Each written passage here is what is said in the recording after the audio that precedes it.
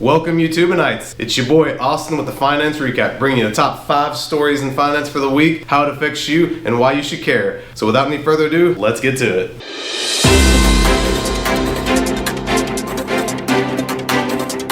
This past week, the U.S. House of Representatives was at a standstill when it took 15 rounds of voting to elect Representative Kevin McCarthy of California as the new Speaker of the House after the change in majority from Democrat to Republican for the 118th Congress. It was the first time in 100 years on the dot that a Speaker wasn't elected on the first ballot. The last time this happened was in 1923 when it took Frederick Gillette, Republican out of Massachusetts, 9 votes to be elected Speaker. Yes, you heard that right, a Republican out of Massachusetts. Oh, how the times have changed. McCarthy was eventually able to secure his nomination as Speaker in the early hours of Saturday morning, January 6th, after 6 representatives voted present, lowering the threshold for a majority. During the week, Congress was unable to proceed with any legislation, but that's nothing really new for them. Now, while 15 rounds of voting are quite embarrassing for McCarthy, I find it more embarrassing that for 100 years, the majority party simply rubber-stamped the Speaker role. The main gripe against McCarthy, aside from personal gripes that some of these 20 senators that initially were against him have, are that he's a rhino or Republican in name only. To which I ask, what's the problem with that if a majority of our country is closer to the middle than either fringe anyway? Shouldn't we have less far left or far right candidates in hopes of getting bipartisanship?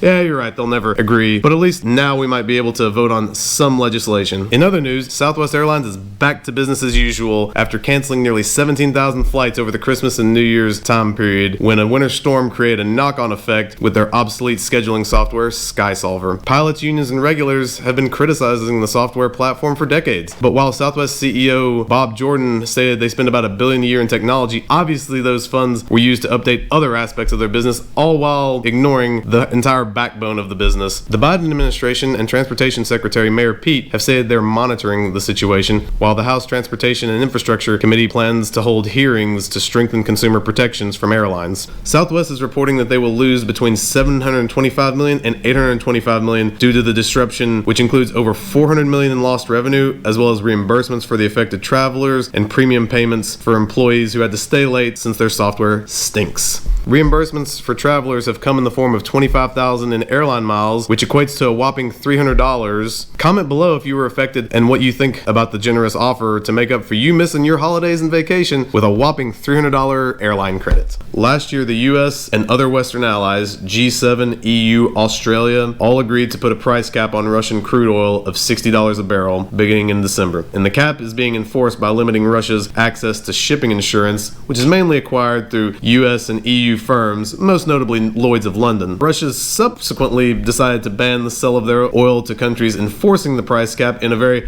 ho-ho, but not if I ban you first move. The effects of the cap are being seen in shifting supply chains, where Russian oil has already been funneled to China and India, while typical Asian suppliers like Saudi Arabia are increasing their exports to Europe. This shell game has had a very little effect on the actual oil markets, as Russia is selling oil to India and China for around $10 below the cap, as long as they're able to obtain their own shipping insurance. So though the price cap is not affecting Russia per se, there is one positive for the West, and that is the unseasonably warm winter that they're having in Europe has lessened the need for Russian natural gas, which has slowly been replaced by US liquid natural gas through the port of Rotterdam. Bad news for all you shoppers out there. You may no longer be receiving that weekly 20% off Bed Bath & Beyond coupon you forget until you realize, I'd like to save 20% on that Margaritaville machine. This is because the company is in the early stages of filing for Chapter 11 bankruptcy, which allows them to restructure their debts and continue operations rather than shuttering completely. Bed Bath & Beyond reported losses of $366 million in their last earnings release in August and expects $386 million loss when they release their November figures. That's nearly 5 times the loss recorded in the same time periods in 2021. Bed Bath & Beyond has struggled to keep their shelves stocked after prior management shifted away from national brands into private labels, and now they're at loggerheads with suppliers who have lowered their credit limits and in some cases required payment up front. Obviously, customers would rather have the name brand items like KitchenAid, Calphalon, etc. rather than the private label Everhome. I haven't been in the store this season, but tell me in the comments below what you're seeing. Does it look like a grocery store the eve of a winter storm?